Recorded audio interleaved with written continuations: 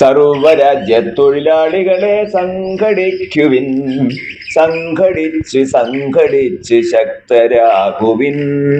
ഓർമ്മ വച്ച കാലം മുതൽ ഈ വിപ്ലവഗാനം പലയാവർത്തി കേട്ട് രോമാഞ്ചം കൊണ്ട കേരളത്തിലെ വിപ്ലവമക്കൾ ഇനിയെങ്കിലും ഒരു കാര്യം മനസ്സിലാക്കണം. കേരളത്തിലെന്നല്ല, ഇന്ത്യ ഒട്ടാകെയുള്ള കണക്കെടുത്താൽ പോലും കമ്മ്യൂണിസ്റ്റ് പാർട്ടി കാലഹരണപ്പെട്ടു തുടങ്ങിയെന്ന് തിരിച്ചറിയാൻ ആർക്കും കഴിയും. ബംഗാളിലും ത്രിപുരയിലും ഭരണം കൈവിട്ടുപോയ CPM മുന്നണിക്ക് കേരളത്തിലും ഇപ്പോൾ പ്രതിപക്ഷ നിരയിലിരിക്കേണ്ട ഗതികേടാണ് വന്നുപെട്ടിരിക്കുന്നത്.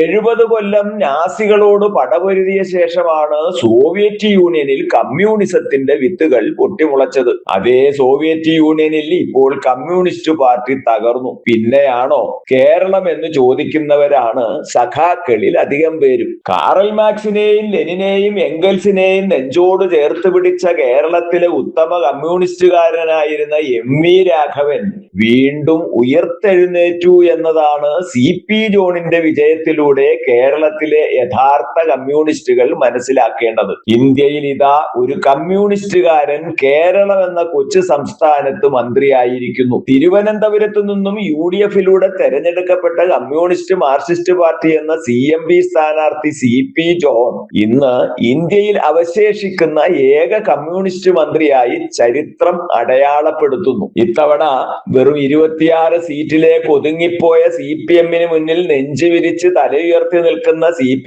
ജോണിനെ കാണുമ്പോൾ പിണറായിക്കും ഗോവിന്ദൻ മാഷിനും മാത്രമല്ല CPM ദേശീയ ജനറൽ സെക്രട്ടറി MA ബേബി സഖാവിന്റെയും ഉള്ളം പിടയ്ക്കുന്നുണ്ടാവും. 4 പതിറ്റാണ്ട് നീണ്ട കാത്തിരിപ്പിന് ശേഷം നിയമസഭയിലേക്ക് ആദ്യമായി തെരഞ്ഞെടുക്കപ്പെട്ട CP ജോൺ ഗതാഗത വകുപ്പിന്റെ മന്ത്രിയായി സത്യപ്രതിജ്ഞ ചെയ്യുന്ന ചടങ്ങിന് സാക്ഷിയാവാൻ സാക്ഷാൽ പിണറായി വിജയനും നിയോഗമുണ്ടായി എന്നതും പറയാതെ വയ്യ.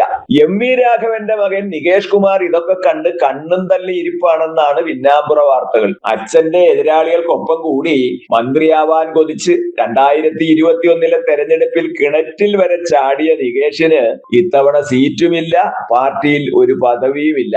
40 ആണ്ടുകൾ ക്ഷമയോട് കാത്തിരുന്ന് നേടിയ വിജയത്തിലും CP ജോണിന് തെല്ലും തലക്കനമില്ല.